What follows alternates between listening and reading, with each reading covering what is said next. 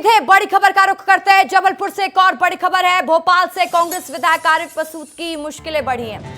चुनावी हल्फनामे में लोन की जानकारी छुपाने का ये पूरा मामला सामने आया है। हाईकोर्ट ने लोन दस्तावेजों को जांच में सही पाया है।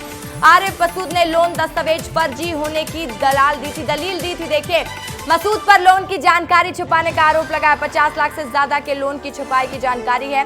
बीजेपी प्रत्याशी ध्रुव नारायण सिंह ने ये याचिका दायर की थी, जिसमें आरिफ मसूद की मुश्किलें बढ़ती हुई दिखाई दे रही हैं।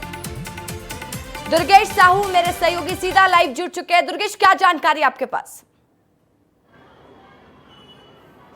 बिल्कुल, देखिए, विधानसभा चुनाव के दौरान के जब नतीजे आए थे उसके बाद भोपाल के जो आरिफ मसूद हैं उनके खिलाफ बीजेपी प्रत्याशी ध्रुव नारायण की ओर से हाईकोर्ट में एक चुनाव याचिका दायर की गई थी, जिसमें आरोप लगाया गया कि जब नामांकन फॉर्म कांग्रेस प्रत्याशी के द्वारा भरा गया था, उस नामांकन फॉर्म में लोन संबंधी जानकारी छिपाई गई। जबकि नियम यह है कि आपको अपने कर्ज से संबंधित, अपनी संपत्ति से संबंधित, अपने अपराधों से संबंधित हर तरह की जानकारी उस नामांकन फॉर्म में भरनी होती है। लेकिन तकरीबन 50 लाख रुपए का कर्ज आरिफ मसूद के ऊपर है और उसकी जानकारी उन्होंने हाईकोर्ट नामांकन में छिपाई। इस चुनाव याचिका पर जब सुनवाई हुई हाईकोर्ट में, तो हाईकोर्ट ने नोटिस जारी किए, जवाब मांगा। जवाब के बदले आरिफ मसूद जो है सुप्रीम कोर्ट गए। सुप्रीम कोर्ट ने मामला उठाया कि उनके खिलाफ जो चुनाव याचिका दायर की गई है उसे निरस्त किया जाए। लेकिन सुप्रीम कोर्ट ने हाईकोर्ट को आदेश दिया कि पूरी जांच पड़ताल की जाए। उसके बाद जब लोन संबंधी दस्तावेजों की हाईकोर्ट ने जांच की तो वो सही पाए गए। दरअसल सुनवाई के दौरान ही आरिफ मसूद की ओर से कहा गया था पहले कि जो दस्तावेज लोन से संबंधित हाईकोर्ट में लगाए गए हैं वो फर्जी हैं। लेकिन उन दस्तावेजों की जब जांच पड़ताल की गई, बैंक मैनेजर की गवाही ली गई, तो उन तमाम सबूतों के बाद ये पाया गया कि जो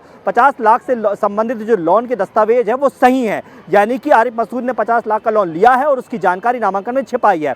अब इस पूरे मामले को लेकर 3 जनवरी को सुनवाई होगी। निश्चित तौर पर देखना होगा कि इस पर आगे मुश्किलें कितनी बढ़ सकती है, क्योंकि जो मुद्दा उठाया गया था वो ये उठाया गया था कि इनका निर्वाचन शून्य घोषित किया जाए। अब जब उनके खिलाफ सबूत को हाईकोर्ट ने मान लिया है तो निश्चित तौर पर मुश्किलें आरिफ मसूद की अगली सुनवाई में बढ़ सकती हैं। तो अब देखना होगा कि 3 जनवरी की जब सुनवाई होगी तब आरिफ मसूद की ओर से क्या कंक्लूजन हाईकोर्ट के सामने पेश किया जाता है।